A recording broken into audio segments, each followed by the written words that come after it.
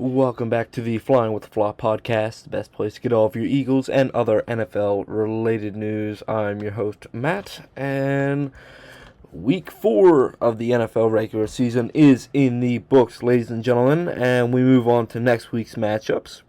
But before all that, if you all could leave a like and subscribe down below, that would be much appreciated. All your support means a lot to me, and it encourages me to continue and pump out more content and help kind of create new formulas. Like this week, I have a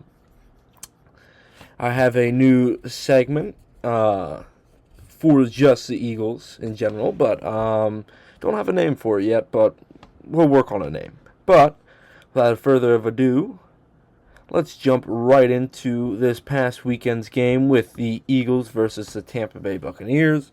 The Philadelphia Eagles beat the Bucs 31-25.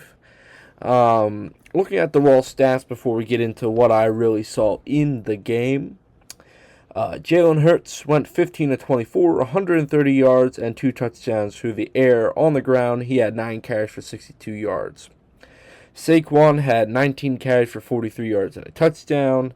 Dallas Goedert had 4 receptions for 37 yards and 2 touchdowns. Saquon, 4 receptions for 31 yards. Devontae Smith, 2 receptions for 29 yards. And A.J. Brown with 2 receptions for 7 yards. Defensive-wise, we had, I think, 1 interception on Baker. That coming from the rookie Jihad Campbell. And we had 2 to 3 sacks on Baker, but it just wasn't consistent enough to really stop them in the second half. Looking at the Buccaneers real quick, Baker himself went 22 of 40, 289 yards, 2 touchdowns, and 1 interception. Bucky Irving had 15 carries for 15 carries for 63 yards, whereas Rashad White had 6 carries for 17 yards. Bucky Irving was also the top receiver with 5 receptions for 102 yards and a touchdown, followed by Emeka Mbuka with 4 receptions for 101 yards and a touchdown. Chris Godwin, although it was his first game back, was still a little bit more of a quiet game, 3 receptions for 26 yards. Defensive-wise, they were able to sack Jalen Hurts twice, but just wasn't able to apply consistent pressure to get after the quarterback. Alright, so this one's going to be a doozy here. So I'm going to be ripping the Eagles a new one, realistically, and then also probably putting down the Buccaneers with their hopes as well. So what did I see? So the Eagles, there are 3 phases to the game of football: offense, defense, and special teams. To me, the only good phase that we had, realistically, was special teams. Obviously, they had the blocked punt return for a touchdown to be their first touchdown on the day. Okay.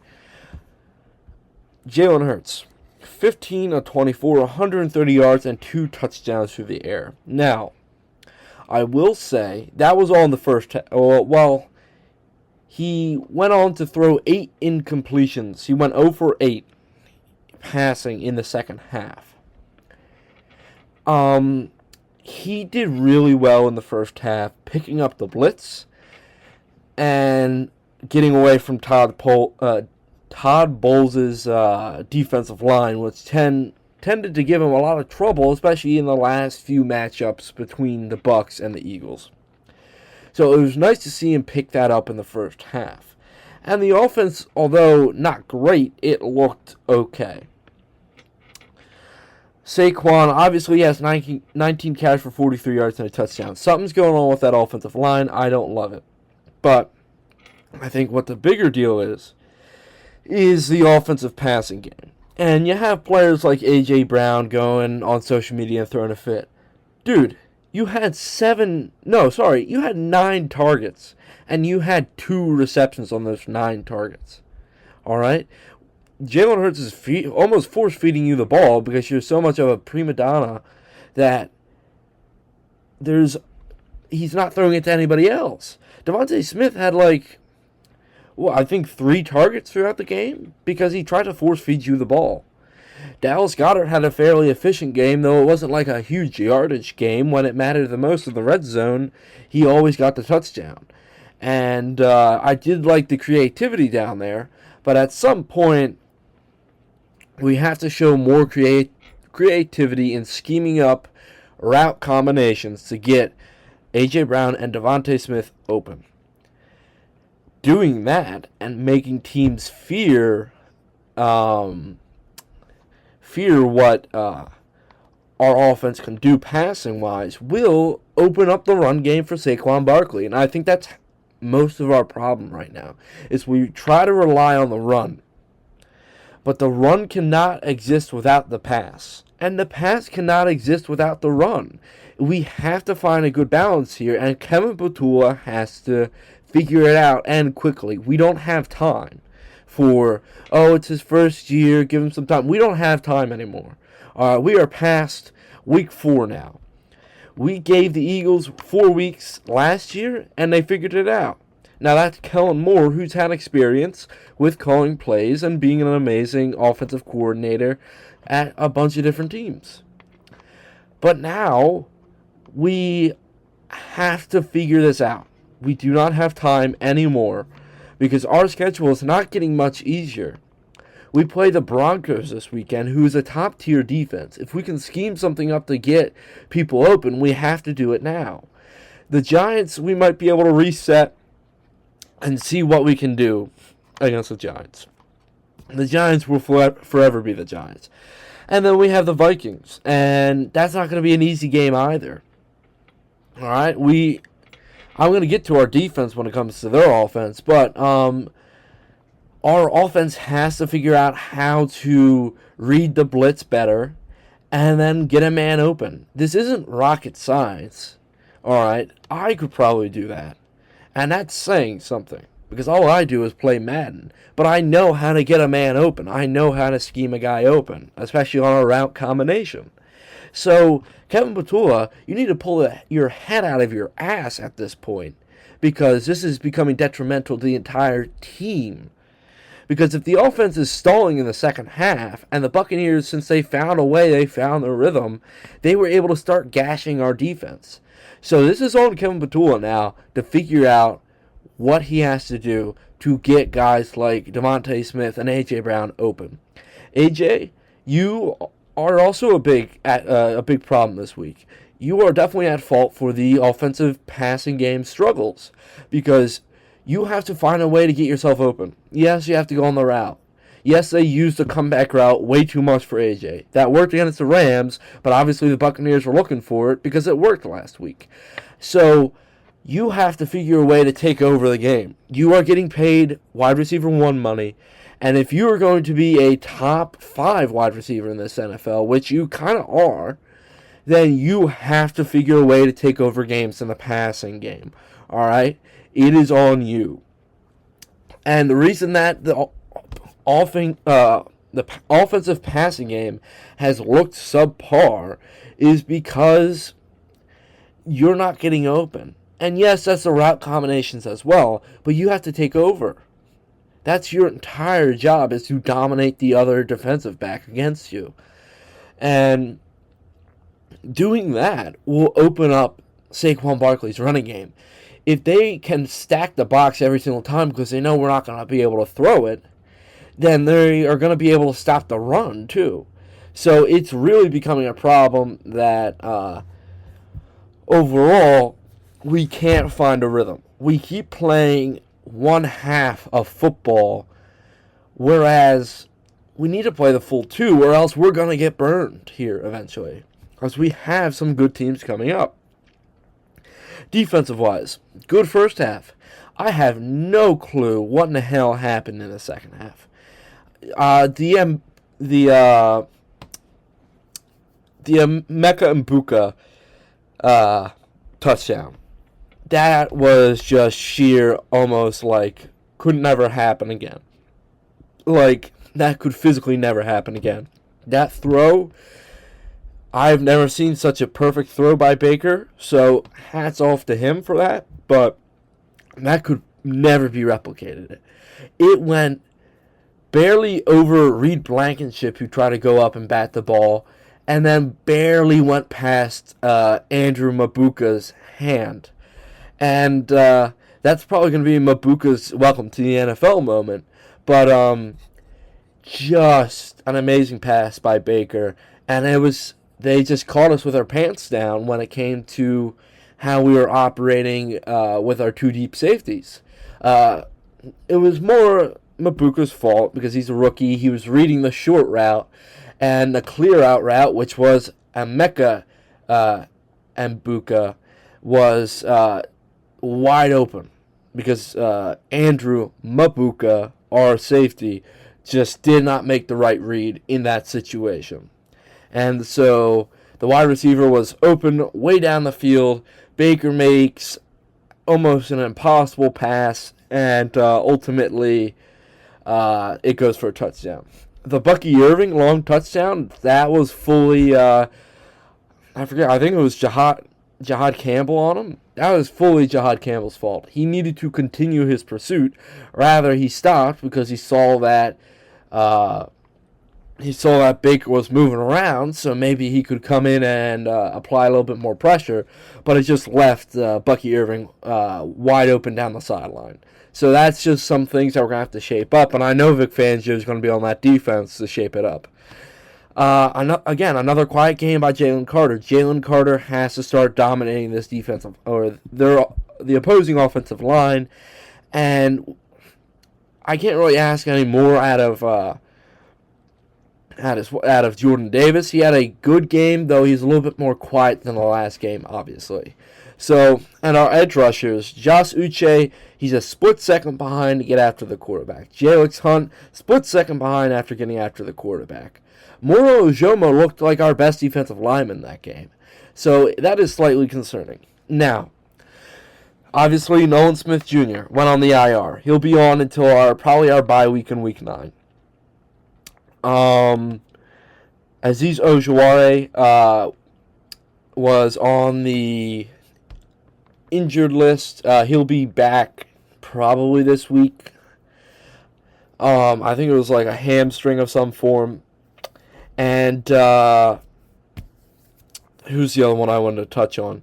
And Nakobe Dean is possibly coming back this weekend. We don't know. The Eagles just opened up his practice window as of me recording this, so that's just live news that I'm getting now.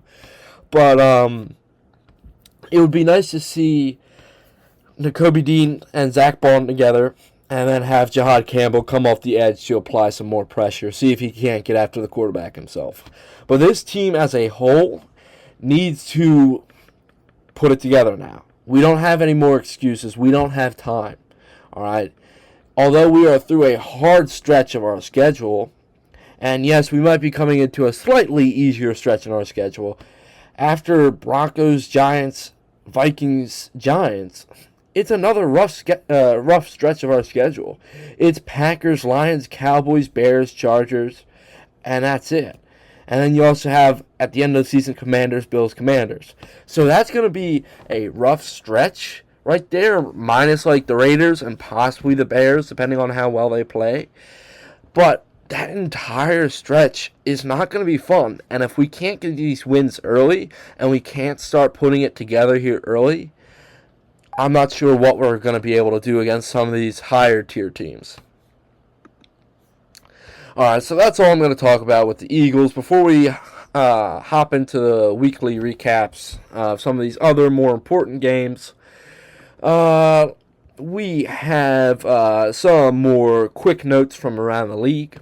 It was announced this morning, as of recording this on Wednesday, October 1st, that Dillon Gabriel is to get the starting nod over 5-year veteran Joe Flacco at the QB1 position. Joe Flacco has been below subpar at best. He has 2 touchdowns and 6 interceptions over 4 weeks, and a 58% completion percentage at the quarterback position.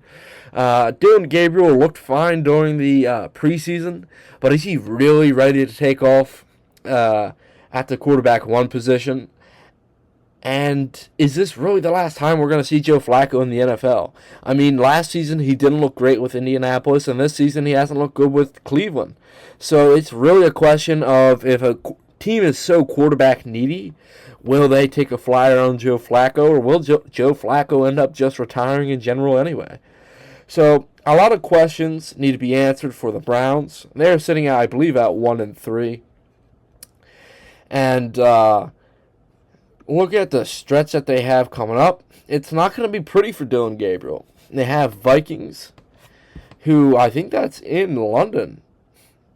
Yeah, I think that's in London. So they're in a London game, and they're home against the Steelers. And then they're Dolphins, Patriots, Jets could be easy for Dillon Gabriel to get his footing, but it's going to be a rough 2 games to get him set. It's a division rival and a top-tier team in the NFL. So we got to wait and see, but yeah, that's going to be a rough start for Dillon Gabriel. The Ravens. Ravens are completely banged up with major injuries to players like Lamar Jackson and Marlon Humphrey. And this is all after starting 1-3 on the season. This is not a good sign for their team overall, and not a good sign for their playoff/Super Bowl aspirations. If they can't turn this around, could this be the end of the John Harbaugh era in Baltimore, which has never been proven to be a success? The furthest they've been able to get is the AFC Championship game. Can the Ravens turn it around after their bye week, which is coming up in 2 weeks, to catch the Steelers, who are sitting at 3-1 in the division? Steelers have looked good, not great. They're not like world enders, but they look like a solid team that can make the playoffs and win their division, especially with the next closest team, I think, being the Bengals at 2-2, and they've looked horrendous over the last 2 games. So it's more of a question of whether the Steelers can get a far enough lead ahead of the Ravens to be able to situate themselves to win the division. I mean, they have their next few games. I believe they have a bye week this week because they're coming back from Ireland after the Dublin game. And they have Browns, Bengals. That's going to be easy 2 wins. They could be at 5-1. They have Packers, Colts, Chargers. That's going to be a rough stretch, but then they come back to Bengals, Bears. That's going to be easy. So it's really a question of whether the Steelers can compile wins early to be able to keep themselves afloat and ahead of the Ravens at the end of the day. But yeah, things are not looking for people who predicted Lamar and the Ravens to be in the Super Bowl this year. I was not one. I believe I don't think I was one, actually. Hold on. Who did I say was Super Bowl? I think I said it was Eagles-Bills. Yeah, I think I said Eagles-Bills. So my prediction right now is looking good because those are the 2 top teams in the NFL. And speaking of the top teams in the NFL, let's get into my personal top teams, or top 3 teams in the NFL. If y'all want me to expand it, please leave a comment down below, and I'll expand it to my top 5. I'm thinking about it, but y'all let me know if you would want to see who I think is my top 5 and why. At number 3 on my top 3 teams, we have the Detroit Lions. Here's why. It was a rough week 1, and I thought the Lions, oh no, this is not a good start for them. But since then, they've been on a roll. 52-21 over the Bears, 38-30 over the Ravens, 34-10 over the Browns. And then they have the Bengals again this week.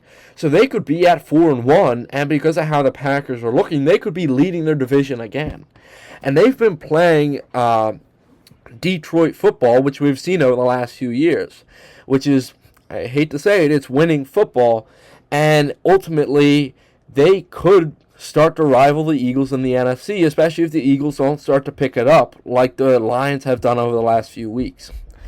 Lions, Jared Goff has looked good. Not great, good. Dan Campbell and his offensive and defensive coordinators have kept finding ways to win. Amon-Ra St. Brown arguably could be the best wide receiver in the league right now, only rivaled by Puka Nacua.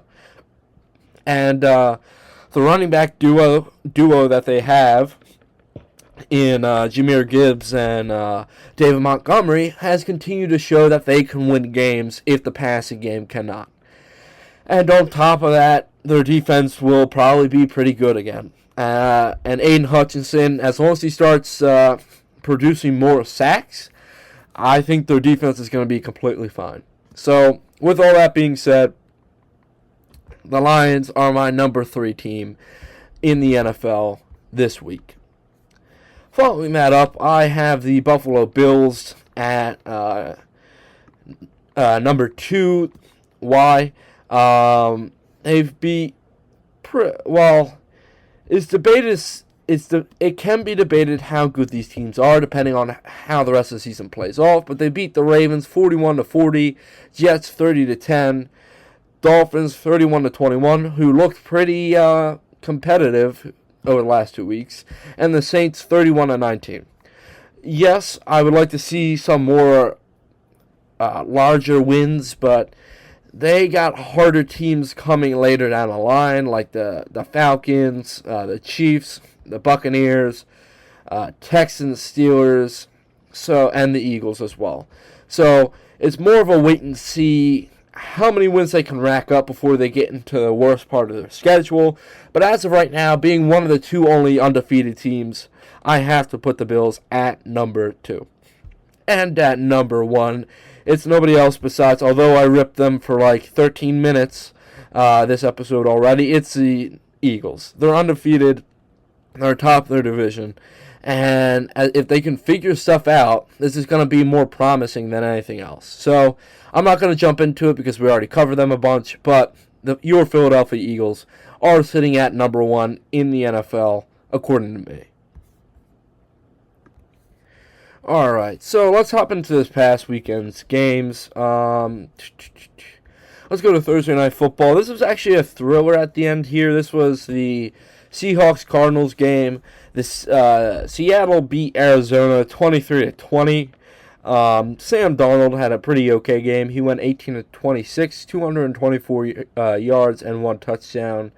And Kenneth Walker had a pretty good game rushing. He had 19 carries for 81 yards. Followed by Zach Charbonnet with 12 carries for 39 yards and a touchdown. Jackson Smith-Njigba continues to trend to be the top wide receiver for the Seahawks. Had 4 receptions for 79 yards. Followed by Elijah Arioyo with 2 receptions for 44 yards. Followed by A.J. Barnes with 3 receptions for 32 yards and a touchdown.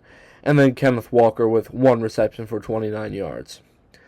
Defensive-wise, they were able to get after Kyler quite a few times. It looks like they were able to get 4 sacks on the quarterback. So that just tells me, and from what I remember, they were able to get consistent pressure on Kyler to make him uncomfortable and make him throw a few interceptions. I mean, they have 2 interceptions on the day, so their defense played pretty stellar. But switching over to Arizona, Kyler Murray, 27-41, 200 yards, 2 touchdowns, and 2 interceptions. Kyler was also their top rusher, which is a problem. He had 5 carries for 41 yards, followed by Trey Benson, who had 8 carries for 35 yards. I know James Conner is out, but that means Trey Benson has to step up. We can't be having our quarterback have the top number of rushing yards and lose.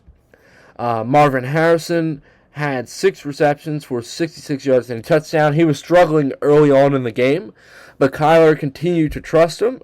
He threw him the ball, and eventually Marvin Harrison was able to find the end zone and made a stellar play over the top of the defender's head for a touchdown. Trey McBride had 7 receptions for 52 yards, followed by Greg Dortch with 4 receptions for 35 yards, and Trey Benson with 5 receptions for 19 yards. Their top defensive players was obviously Calais Campbell and Darius Robertson, who were able to get sacks. They were able to, and Josh Sweat got a sack too. So they were able to get after the quarterback 3 times, get him on the ground. So they were able to apply somewhat consistent pressure, but they were never able to force any turnovers, which ultimately, playing from behind like they were and having to catch up without any turnovers, ultimately didn't help their cause whatsoever. So overall, good win by the Seahawks as they continue to battle for the number one overall spot in the division. Then we got the Dublin game here between your Pittsburgh Steelers and the Minnesota Vikings. I don't know what accent that was, but I was trying to go for Irish. There we go. I'm going to see. You know what? Let's have some fun with this, shall we? Carson Wentz went 30 of 46, 350 passing yards, 2 touchdowns, and 2 interceptions on the day. Why did I go Swedish there? I don't even know. Alright, well, that was fun while it lasted, but it's not lasting that long. Jordan Mason had 16 carries for 55 yards. Solid, I guess. Justin Jefferson had a huge day. He had 10 receptions for 126 yards, followed by Jordan Addison with 4 receptions for 144 yards. Xavier Scott had 6 receptions for 43 yards and a touchdown, and TJ Hawkinson had 4 receptions for 39 yards. Defensive-wise, they were able to sack the quarterback twice, but I watched this game, they were not able to apply enough pressures to Rodgers to force him to throw a turnover or fumble the ball. Then you have the Pittsburgh Steelers with Aaron Rodgers slinging the rock. He went 18 for 22, 200 yards, and 1 touchdown through the air. It was a big day for Kenny Gainwell, and his numbers don't even show it. He had 19 carries for 99 yards and 2 touchdowns. And I'm happy to see that from a former Eagle, that he had an amazing day. DK Metcalf now holds the record for longest passing touchdown in international NFL history. So there you go. That's a fun fact for you guys. DK Metcalf had 5 receptions for 126 yards and a touchdown, followed by Kenny Gainwell with 6 receptions for 35 yards, followed by Darnell Washington with 3 receptions for 20 yards, followed by Calvin Austin with 2 receptions for 13 yards. Defensive-wise, they sacked Wentz like 6 times, and also forced 2 interceptions as well. The Vikings' offensive line is really banged up, so this defensive line just feasted on that. And by the end of the game, Carson Wentz ended up on the ground more than he ever threw a passing attempt. So they got absolutely crushed on that. But the game in Dublin seemed to be I need to stop doing accents, honestly. But anyway, the game in Dublin seemed to be a success for the NFL. There was a massive crowd there at the game, and there was a lot of Irish people too. It wasn't just like NFL fans going over there. It's a lot of Irish people going there and buying jerseys too. The Steelers could be Ireland's team, but we're just gonna have to wait and see. Overall, it was a solid win for the NFL and for the Steelers as well, and they're just going to march on to their bye week, whereas the Vikings have to take this loss on the chin and move over to London for their next game. Alright, Commanders-Falcons. This was kind of a blah game. The Falcons beat the Commanders 34-27. Marcus Mariota went 16-27, 156 yards, 2 touchdowns, and 1 interception. Chris Rodriguez Jr. had 7 carries for 59 yards. He was their top rusher, followed by Ja'Cory Krosky-Merritt with 7 carries for 47 yards. Debo was their top receiver, obviously with Terry McLaurin out. He had 6 receptions for 72 yards and a touchdown, followed by Zach Ertz with 2 receptions for 21 yards, followed by Luke McCaffrey with 2 receptions for 21 yards and a touchdown. And that's really anybody of note for that. And then this defense was able to force 1 interception by Michael Penix Jr. and was able to sack the quarterback once. They were not able to apply enough pressure to him to force more 3-and-outs by this Falcons offense, which tends to happen if you do that. So they kind of just had to take it on the chin for that one with this loss. Michael Penix Jr. won 20-22, 313 yards, 2 touchdowns, and 1 interception through the air. He also had 4 carries for 2 yards, which is not much. Bijan Robinson, another big game. He had 17 carries for 75 yards and a touchdown, followed by Tyler Algier with 16 carries for 51 yards and a touchdown. Drake London had 8 receptions for 110 yards and a touchdown through the air, followed by Bijan Robinson with 4 receptions for 106 yards through the air. Kyle Pitts had 5 receptions for 70 yards and a touchdown, and Casey Washington was the next closest receiver with 1 reception for 19 yards. Defensive-wise, they were able to intercept Mariota once, but they weren't really able to apply consistent pressure. They got 2 sacks to the quarterback, but that's just not enough to keep the Commanders out of the game. You have to continue to put their quarterback on their back, especially with the system that they run over there. So, yeah. Overall, good turnaround win for the Falcons. It's an okay Commanders. You guys didn't have your actual quarterback there. So, you guys just take this one on the chin and keep moving forward. Falcons, good win. Hopefully, y'all can continue this into next week.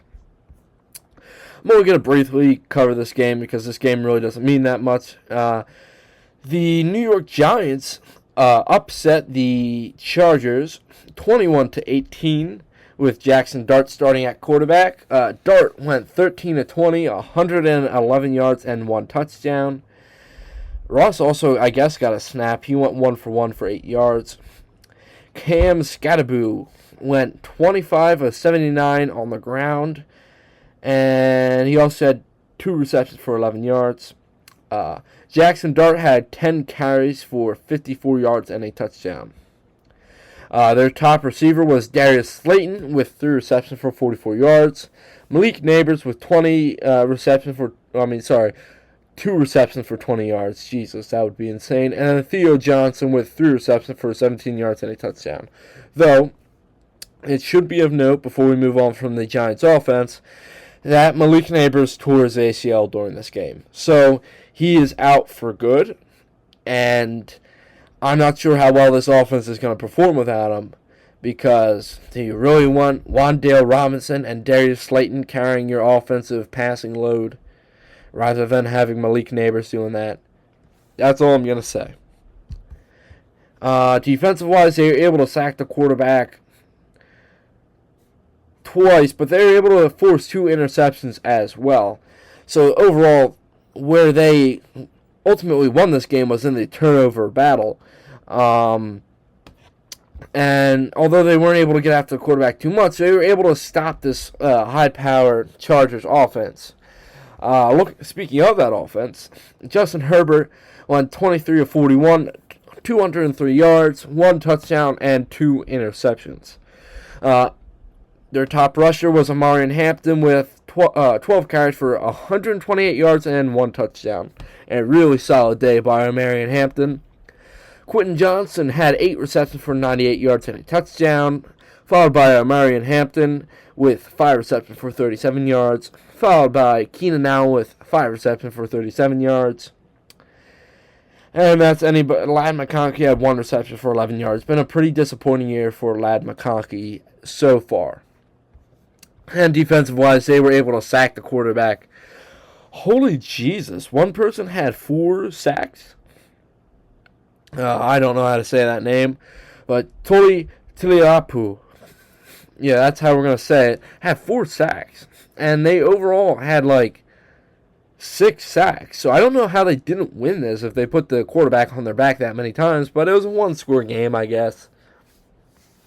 I don't know. But this is actually a pretty bad loss for the Chargers, especially now with the Chiefs finding their footing. Same with the Broncos. So, Chargers, you guys have to find a way to put this back together and press on the pedal to get yourself ahead here. Because y'all can't be going back to 3-2, especially with the Chiefs and the Broncos knocking on the same door. Giants, good win, but you guys are going to get Jackson Dart killed. And that's all I got to say. Alright, next up we have the Tennessee Titans versus the Houston Texans. Let's blitz through this. The Texans beat the Titans 26-0 to get their first win on the season. C.J. Stroud went 22 of 28, 233 yards and 2 touchdowns through the air. A really solid day for C.J. Stroud. Rushing-wise, their top rusher was Jaquavius Marks with 17 carries for 69 yards and a touchdown, followed by Nick Chubb with 13 carries for 47 yards. Their top receiver was Nico Collins with 4 receptions for 79 yards, followed by Jaquavius Marks with 4 receptions for 50 yards and a touchdown. Dalton Schultz, 5 receptions for 30 yards, and Jaden Higgins with 1 reception for 24 yards and a touchdown. Defensive-wise, they were able to get 1 interception off of the rookie quarterback Cam Ward, and they were able to sack the quarterback only twice. So this defense is going to continue to struggle to apply pressure to their quarterbacks, but against a bad team like the Titans, it's to be expected at this point.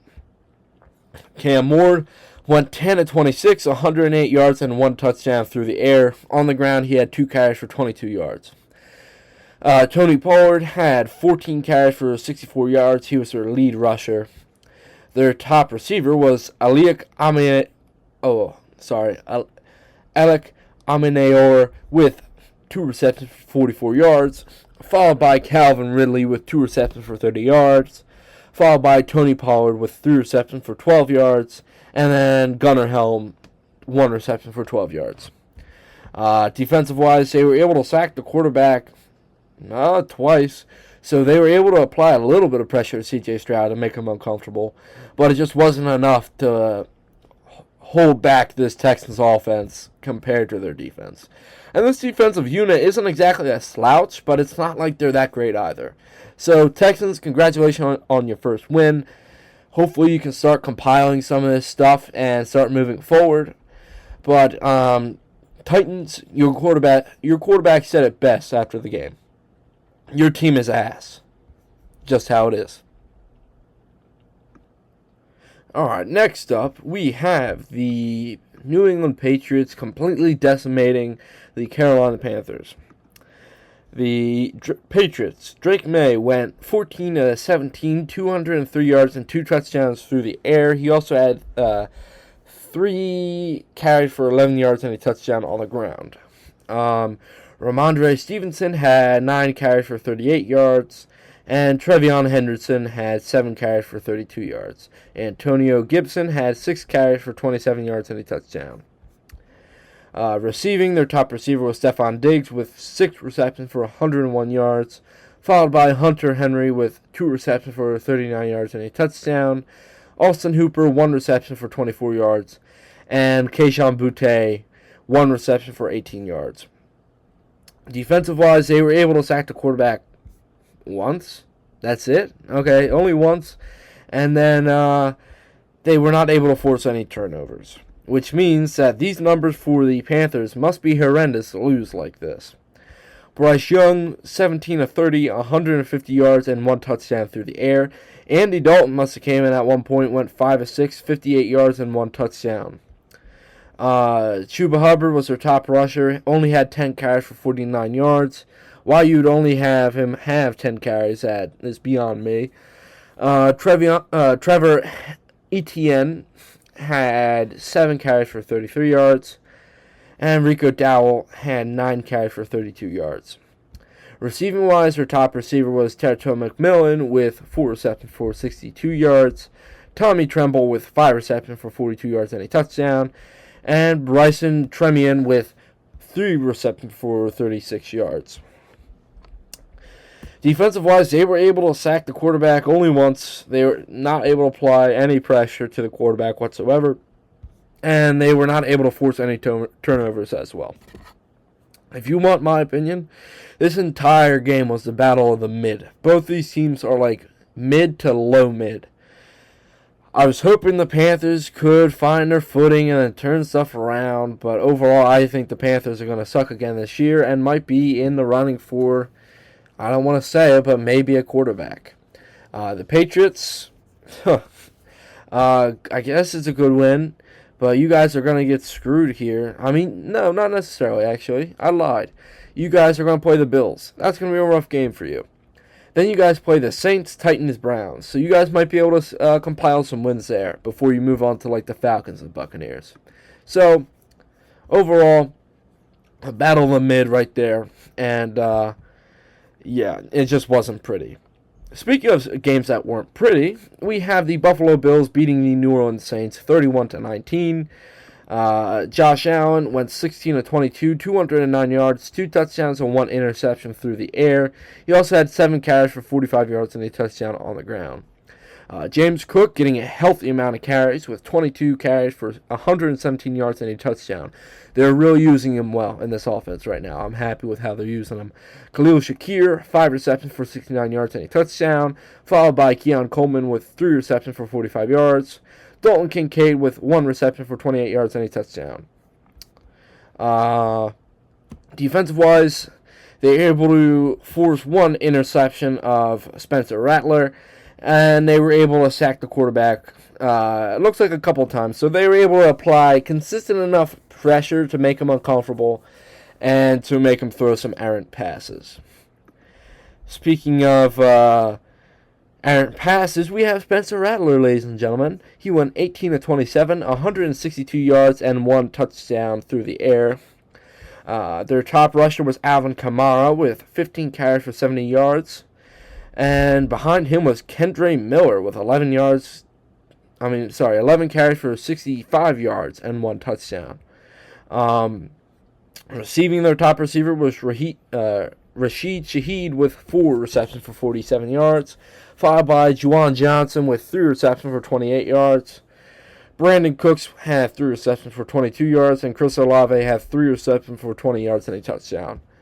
Defensive-wise, they were able to intercept Josh Allen once. That was Jonas Sanker. I think he's a rookie, ain't he?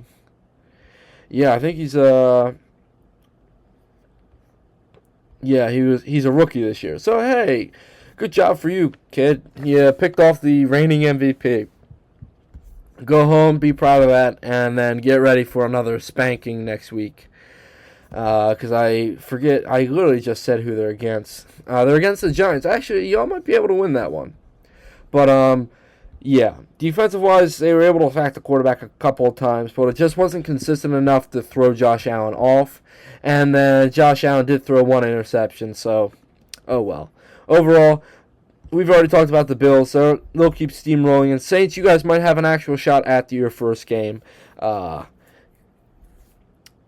this coming weekend. Browns, Lions. Lions beat the Browns 34-10. Jared Goff 16-27, 168 passing yards, 2 touchdowns and 1 interception. Rushing, Jahmyr Gibbs had 15 carries for 91 yards and a touchdown. David Montgomery had 9 carries for 21 yards. Monroe St. Brown had 7 receptions for 70 yards and 2 touchdowns. Jameson Williams had 2 receptions for 40 yards. Sam Laporta had 3 receptions for 39 yards. And that's really all that she wrote for the passing offense there. They were able to sack the quarterback quite a few times. Aiden Hutchinson had 2 sacks. There you go. He's starting to heat up a little bit. And they forced 2 interceptions as well. Joe Flacco, he went 16-34, 184 yards, and 2 interceptions. Quinshon Judkins was their top rusher with 21 carries for 82 yards and a touchdown. He's really starting to break out, and it's nice to see that rookie is finding his footing in the NFL here. Isaiah Bond was their top receiver with 3 receptions for 58 yards, followed by Jerry Jeudy with 3 receptions for 48 yards. Quinshon Judkins had 4 receptions for 34 yards, and Harold Fanning Jr. had 2 receptions for 24 yards. Nothing else of note. Defensive-wise, they were able to intercept. Denzel Ward got the interception on Jared Goff, and they just weren't able to apply much pressure to the quarterback at all. So, yeah, they just weren't able to force any turnover. Well, they were able to force 1 turnover, but they weren't able to apply pressure to force more. So, overall, meh outing by the Browns at best, and a pretty good outing for the Lions. The Jacksonville Jaguars beat and technically upset the San Francisco 49ers 26-21. Trevor Lawrence went 21 of 31, 174 yards, and 1 touchdown through the air. He also had 7 carries for 7 yards on the ground. Travis Etienne had himself a day. He had 19 carries for 124 yards and a touchdown. Brian Thomas Jr. was their top receiver with 5 receptions for 49 yards. Brendan Strange had 6 receptions for 45 yards, and Travis Hunter had 3 receptions for 42 yards. Defensive-wise, they had 2 interceptions on Brock Purdy, both by the same person, Devin Lloyd, and they were able to sack the quarterback once, so they just weren't able to. This high-powered defense that tends to apply a lot of pressure to the quarterback wasn't especially able to get after him this week. Speaking of that quarterback, Brock Purdy went 22 of 38, 309 yards, 2 touchdowns, and 2 interceptions. Christian McCaffrey had a day. He had 17 carries for 49 yards. Brian Robinson Jr. had 5 carries for 21 yards behind him. Christian McCaffrey was also the top receiver, so this is where he kind of had his day here. He had 6 receptions for 92 yards and a touchdown. Jake Tongas had 3 receptions for 58 yards and a touchdown. Ricky Pearsall had 4 receptions for 46 yards. And Kyle Juszczyk had 3 receptions for 32 yards. Defensive-wise, they were not able to sack the quarterback at all, and were not able to force any form of turnovers, which would have helped, realistically, looking at how the game ended. If they got 1 interception or 1 forced fumble, that they would have been able to possibly go down and score and take the lead. So, overall, Jaguars continue to pile up some wins here, and the 49ers continue to look like a mediocre team at best, especially in the NFC. So, you love to see it, but time to move on to the next week, both teams. And let's see how they're able to do against their teams this week. The Los Angeles Rams get a bounce-back win against the Indianapolis Colts 27-20. Matthew Stafford went 29 of 41, 375 yards, and 3 touchdowns through the air. Kyren Williams had 13 carries for 77 yards on the ground. Through the air, he had 3 receptions for 17 yards. Puka Nacua continues his dominance. He had 13 receptions for 170 yards and 1 touchdown. Tutu Atwell had 1 reception for 88 yards and a touchdown. And Davante Adams had 4 receptions for 56 yards and a touchdown. Defensive-wise, they were able to sack the quarterback twice, and they were able to get 2 interceptions as well, both by Cam Curl. So, yeah, it was more the Colts made the mistakes rather than the Rams winning, in my opinion. Daniel Jones had a pretty decent game besides his 2 interceptions. He went 24-33, 262 yards, and a touchdown. He also had -1 rushing yard. Jonathan Taylor had an okay game. He had 17 carries for 76 yards. Adonai Mitchell had 3 receptions for 96 yards. Tyler Warren had 5 receptions for 70 yards. Michael Pittman Jr. had 5 receptions for 41 yards and a touchdown. And Josh Downs had 4 receptions for 24 yards. Jonathan Taylor also had 5 receptions for 20 yards. Defensive-wise, they were able to sack the quarterback, it looks like thrice or 3 times. And other than that, they were not able to apply consistent enough pressure as well. They were not able to intercept the quarterback either or force any turnovers, which ultimately hurt them, especially with it being a 1-score game. You probably would have liked to see your defense step up and get a turnover to set your offense up, but we'll see how that all kind of works out moving forward. Next up, we have the Chicago Bears coming back and winning against the Las Vegas Raiders 25-24. The Bears, Caleb Williams went 22 of 37, 212 passing yards, 1 touchdown, and 1 interception. He also had 8 carries for 13 yards on the ground. DeAndre Swift continues to have mediocre performances, one after another, for the Bears. He had 14 carries for 38 yards and a touchdown. Rome Odunze continues to be their top receiver with 4 receptions for 69 yards and a touchdown, and Cole Kmet with 3 receptions for 46 yards. DJ Moore, a quiet day for him. He had 4 receptions for 38 yards. Defensive-wise, they were able to intercept Geno Smith 3 times, and they were able to not apply too much pressure to him. They were not able to get any sacks. So it looks like this was mostly just Geno's fault, throwing those interceptions. Speaking of Geno, we have Geno Smith. He went 14 of 21, 117 yards, 2 touchdowns, and 3 interceptions on the day. Ashton Jeanty had his breakout performance after going back to his Michael Myers stance. If you know what I'm talking about, you know. If you don't, click on a Raiders game and watch how Ashton Jeanty stands versus how the average running back stands. You'll see what I'm talking about. And he had 21 carries for 138 yards and a touchdown on the ground. And through the air, he had 2 receptions for 17 yards and 2 touchdowns. So a stellar performance for the rookie running back here. Brock Bowers, he had 5 receptions for 46 yards, led the team in receiving, followed by Jacoby Myers at 4 receptions for 30 yards. We already covered Ashton Jeanty, and then Trey Tucker with 2 receptions for 13 yards.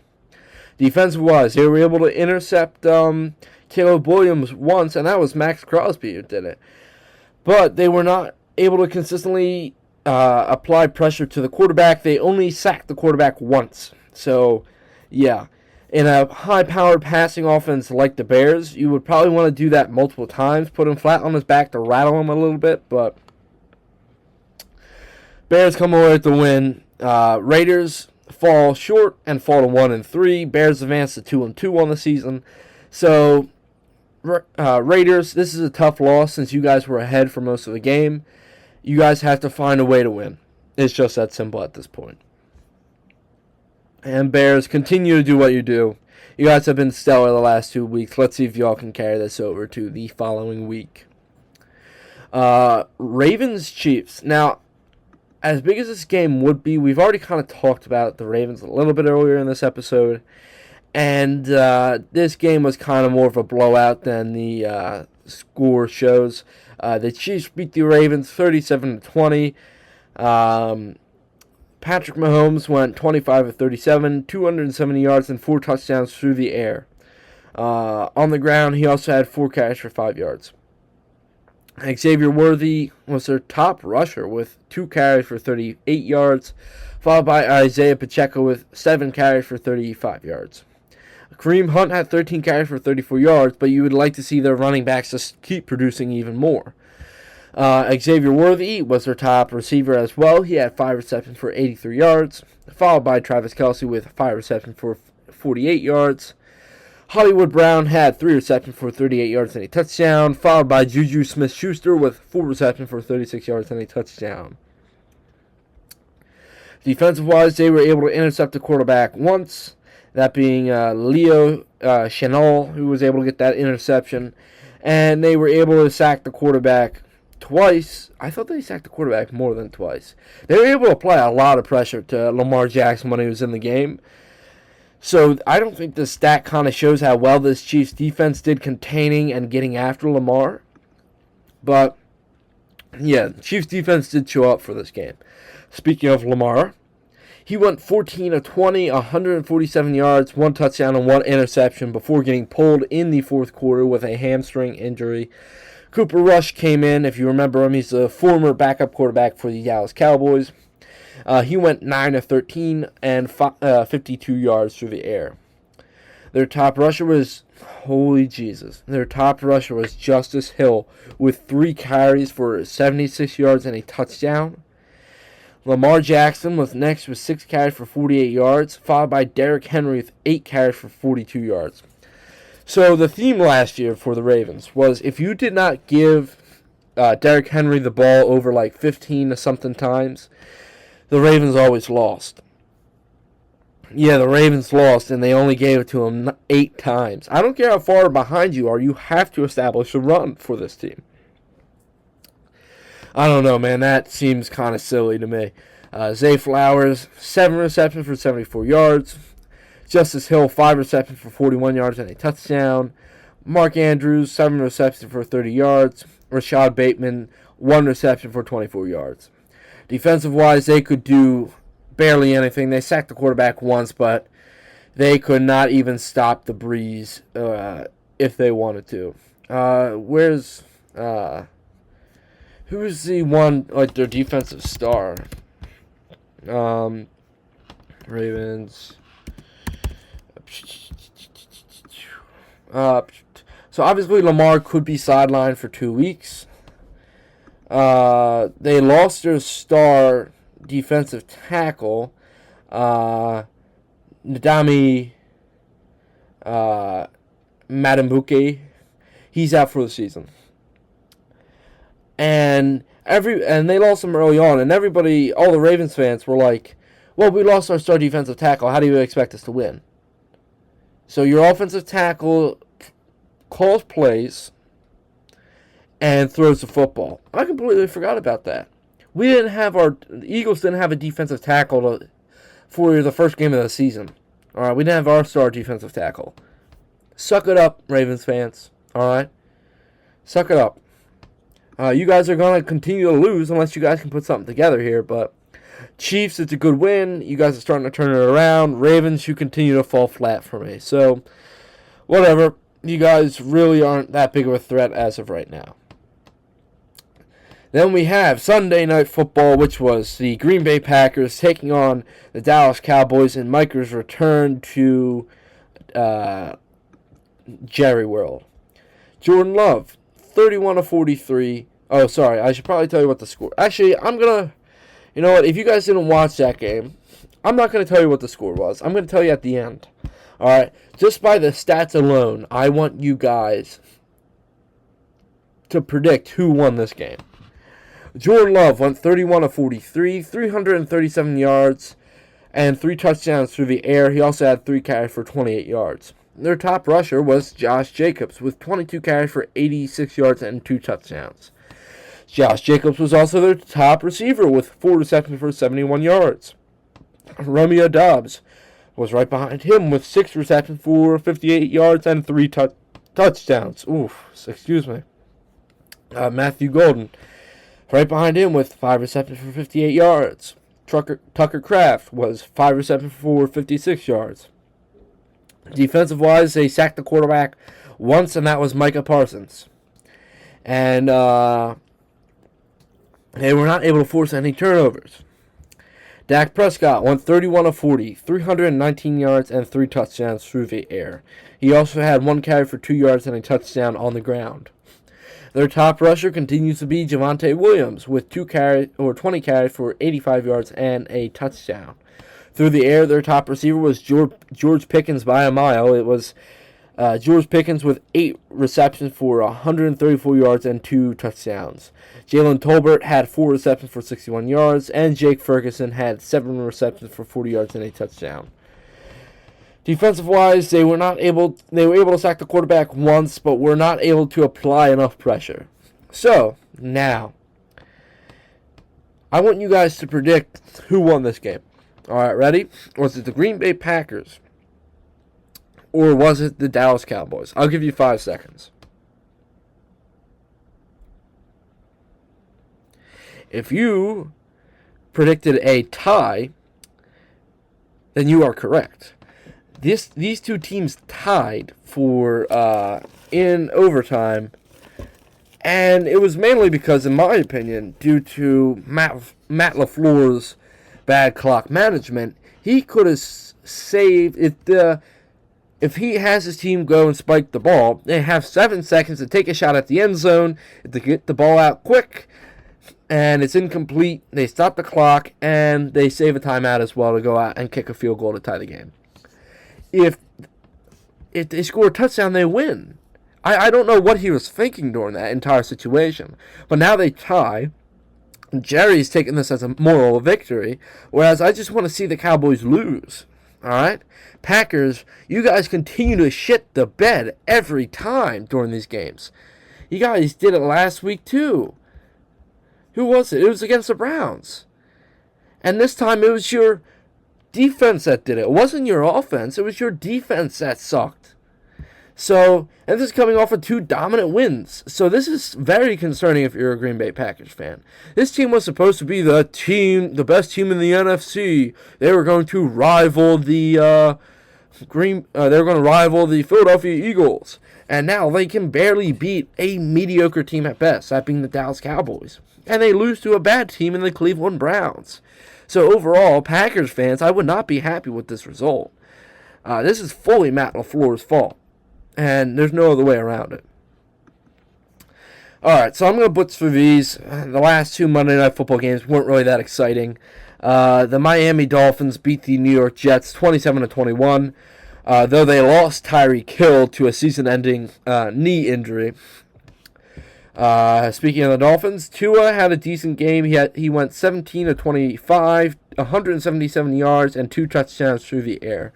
Devon Achane had 20 carries for 90 yards and a touchdown. Good to see that Devon Achane is getting the usage that he deserves. Tyreek Hill is their top receiver with 6 receptions for 67 yards, followed by Jalen Waddle with 3 receptions for 48 yards. Darren Waller had 3 receptions for 27 yards and 2 touchdowns. Defensive-wise, they were able to sack the quarterback twice, but they never really applied too much pressure on, I almost said Zach Wilson, holy Jesus, on Justin Fields. But they were able to force 3 and outs because the Jets kept on shooting himself in the foot. I mean, speaking of the Jets, Justin Fields went 20-27, 226 yards and a touchdown. To me, that's a stat line that could win a game, maybe if he throws one more touchdown. Breece Hall, 14 carries for 81 yards, no touchdowns. Justin Fields, 7 carries for 81 yards and a touchdown. They need to get Breece Hall the ball more. Garrett Wilson continues to be one of the most impressive wide receivers in the league, in my opinion. He had 6 receptions for 82 yards and a touchdown. Mason Taylor had 5 receptions for 65 yards, and Breece Hall had 5 receptions for 30 yards. Those were their top 3 receivers. Defensive-wise, they did not sack the quarterback one single time, and they were not able to apply pressure to Tua whatsoever. They were not even able to get a turnover. Now, there were some shitty flags that went against the Jets, I will say. But that doesn't mean anything. You fight through that, and you figure a way around it. Jets, you guys are falling to 0-4 when I thought you guys might be able to pull out a game like this, and now you guys are going up against the Jets, then the Broncos, and the Panthers. You guys might be 0-5 going into the Panthers game. So you guys need to shape up or ship out at this point. There's no other way around it. Dolphins, you guys are so toxic down in Miami that when Tyreek Hill can't move his leg, is getting taken out on a cart, he's screaming yes, and he looks happy that now he gets to get paid and doesn't have to play for your organization. That shows you how bad you guys are. Alright? You guys got the win. Okay, that doesn't mean anything at the end of the day. You guys have the Panthers, Chargers, Browns, Falcons. In those 4 games, you guys might go 2-2, or at worst, you guys might go 0-4.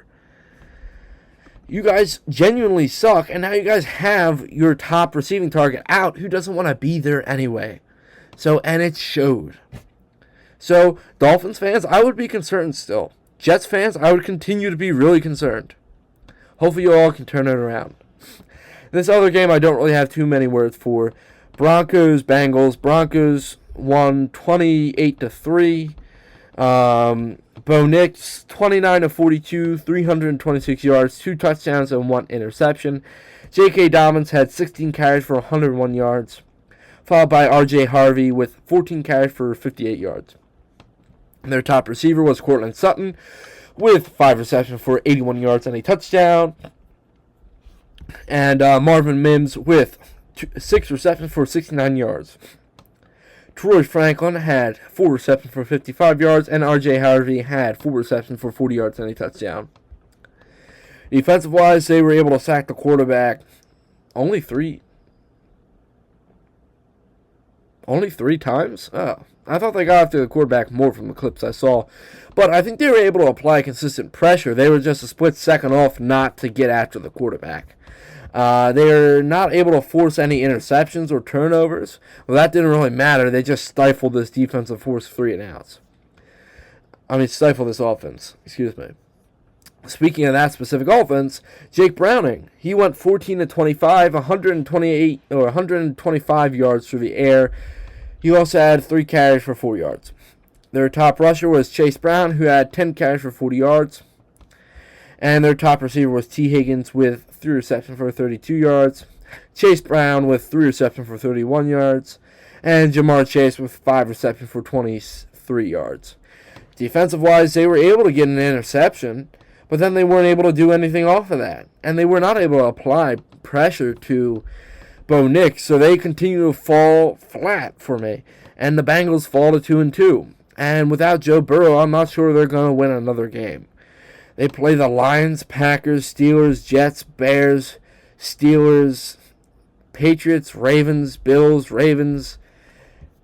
That's a lot, and I don't think they're going to pull out too many wins out of all that. This might be a year where they have to reset and rebuild next year under keeping Joe Burrow healthy and safe. So, and all the good teams do it. It's okay, Bengals. It's okay to rebuild, especially when you have core pieces like Joe Burrow, Jamar Chase, and T. Higgins. It's okay to rebuild through the draft, especially your offensive line. Because you can't have anybody catch the ball from Joe Burrow, but you can't have anybody block for him. So that's where all the troubles come in for the Bengals. But overall, good win for the Broncos. Now, with all that out of the way, let's get to this weekend's games. Now, last weekend, I went 9-6 on the week, putting me at a season total so far of 42-21. So, without further ado, let's jump right into it. Thursday Night Football. We have the Rams versus the 49ers. Give me the Rams. I think it would take a miracle or a tight game or a bad game by the Rams for the 49ers to have a single chance at winning this. Brock Purdy has looked pedestrian at best every single game he started this season. And Mac Jones has looked better, in my opinion. So, overall, Rams, I think, will probably blow the doors off of the 49ers this week on Thursday Night Football, continuing their attempt at taking over the division's first place spot. Vikings, Browns, give me the... I believe this is the London game. Give me the Vikings. This is a top-tier defense going up against a rookie quarterback. It's going to be a long day for Dylan Gabriel, and it's unfortunate that it will be, but the Vikings, I think, will just eat this offense alive at this point, especially after coming off of a loss like that to the Steelers, where the Steelers really dominated them no matter how the score looked. They're going to find a way to bounce back because good teams do.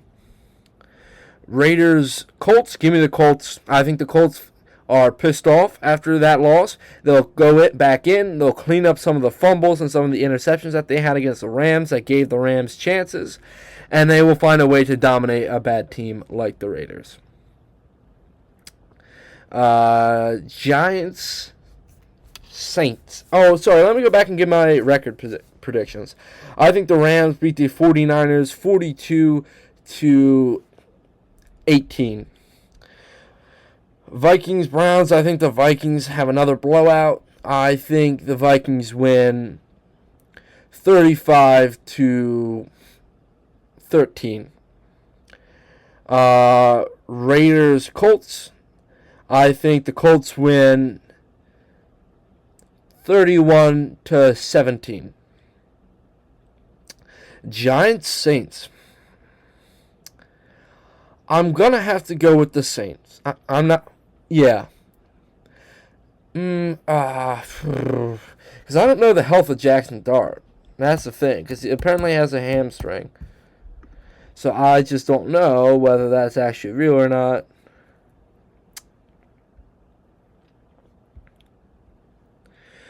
It doesn't seem like he's injured.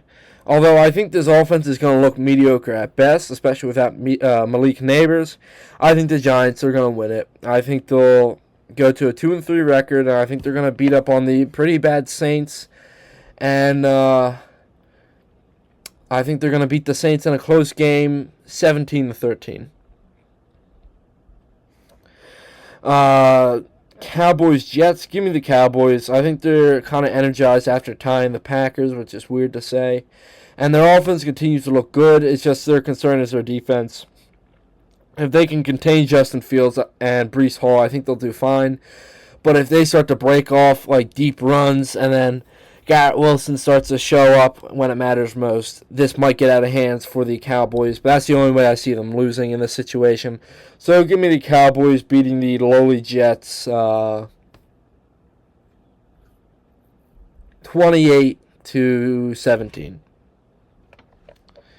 Broncos, Eagles. Give me the Eagles. Eagles just find a way to win. I hope that they play a complete game of football against this Broncos defense. Is going to be rough, but I believe that we can do it.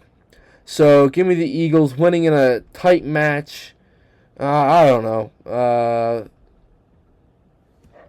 31-23. Dolphins, Panthers. This is a rough one. Both teams are at the minus. So Dolphins are favored minus 115. Panthers are favored at minus 105. I wouldn't be surprised if the Panthers figure it out and are able to beat up on this bad team. I know all you have to do is put J.C. Horton on Jalen Waddle and then essentially stop Devon Achane, and that entire offense shuts down. And I think the Panthers can find a way to get a win. I think they can, although I'm not that high on it. Give me the Panthers to, I guess, upset the Dolphins.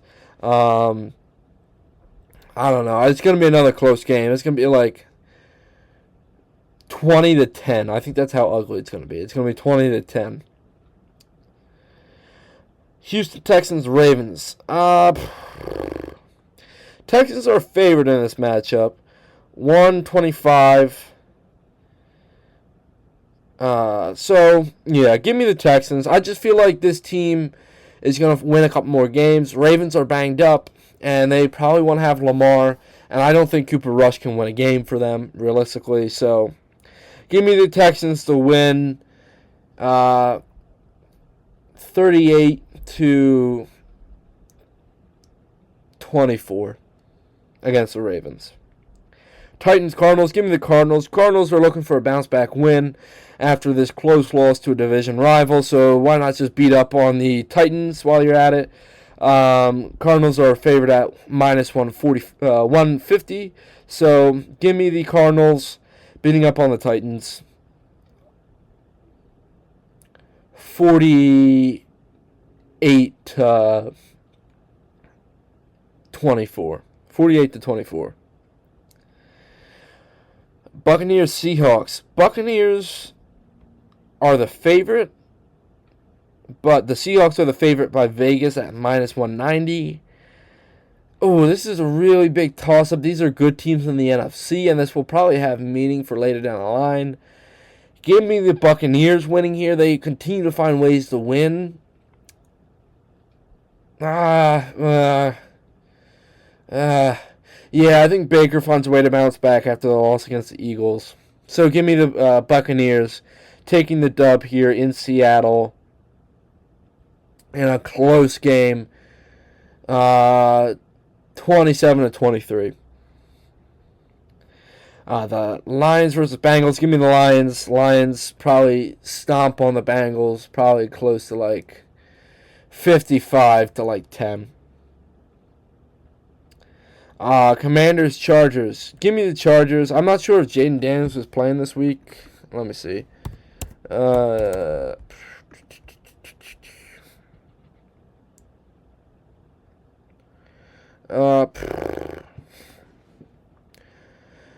So I'm not sure if there's any news on that.